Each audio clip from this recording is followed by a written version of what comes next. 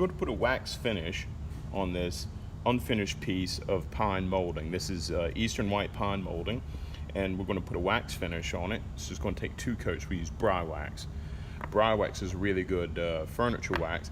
It's got it's a mixture of beeswax and carnauba wax and color. There's 10 different colors, clear being one of them, but it has a solvent called toluene, which is a strong solvent. It helps, it's only thing that really completely dissolves that carnauba wax.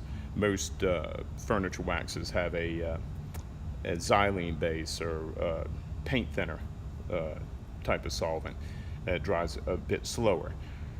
Now when you're waxing, what you're doing, the solvent keeps the wax soft, and when we spread it out, the solvent's going to start drying out, and we're going to force the wax into the grain. This is not like paint, where you paint a layer on and then wait for it to dry and it forms a film. Wax is, the liquefied wax is rubbed into the surface to fill up all those pores in the surface of the wood. Now if you looked at the bare surface of this wood under a microscope, it would probably look more like this sponge. Lots of pores, lots of openings. What we're doing right now is taking that liquefied wax and rubbing it in and filling up all those openings in the wood. We don't want to leave any excess. We're not painting a layer on. Remember, we're rubbing it into the surface. Now when you're doing a flat surface, you'd use circular motions, forcing it into the grain, and finish up along the grain, wiping off the excess. Get the edges here. And again, not too much. You just want this first coat, you want to make sure you completely cover it, and we're rubbing that wax, liquefied wax, into the surface, and the solvent's already evaporating off. And when it does, the wax left behind is going to shrink up a little bit, right? You've probably seen an old can of shoe polish or something like that where the wax is dried out and it's shrunk up into a little hockey puck inside the can. Well, that's what it's doing now in the pores of the wood. So that's going to create some more openings in the wood, the cracks, around those shrunken up bits of wax. So we've wiped off all the excess. We filled up the grain pretty good. It took a lot of color.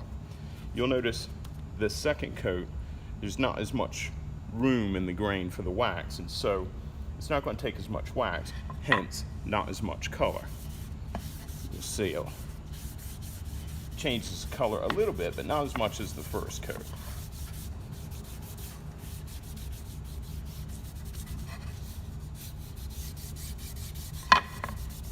Again, don't want too much.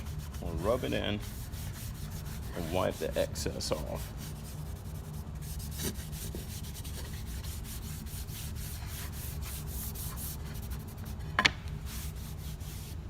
Okay, now that solvent is evaporating out of there. Now there's 10 colors in Briwax, one of the colors being clear, but this one is Tudor brown. It's a nice color for pine. Now this is evaporated out so fast that we can probably just go ahead and buff it. Could wait a bit longer, but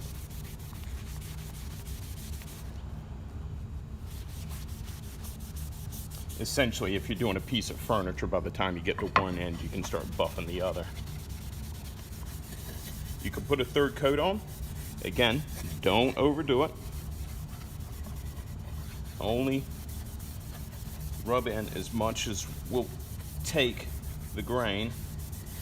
Then you've got to wipe off the excess, but that's not bad. We've already got a nice sheen coming up. 2 coats of Briwax, done.